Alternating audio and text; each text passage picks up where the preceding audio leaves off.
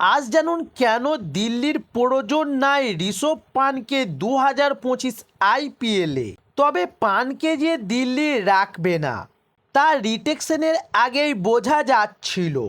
তবে নিলামে উঠলে পান অনেক বেশি টাকা পেতে পারেন বলে মত। সেই কারণেই দিল্লিতে থাকতে রাজি হননি তিনি। তবে পাঞ্জাব রিটেকশনের আগেই ঋষভ পানকে 30 কোটি টাকা দিয়ে নেওয়ার কথা শুনিয়ে রেখেছিল।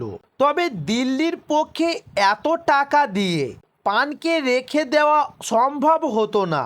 সেক্ষেত্রে নিলামে অনেক কম টাকা নিয়ে নামতে হতো তাদের, তাই সেটা করতে রাজি ছিল না দিল্লি। সেই কারণেই পানকে ছেড়ে দিয়েছে তারা, রেখে দিয়েছে তরুণ উইকেট রক্ষক অভিষেক পুরালকে। ফলে দিল্লির উইকেট রক্ষক নেওয়ার জন্য বিশেষ না ভাবলেও চলবে। তবে নিলামে কত দর উঠছে সেটা বুঝে আরটিএম ব্যবহার করে পানকে ফিরিয়ে আনার সুযোগ থাকছে দিল্লির কাছে।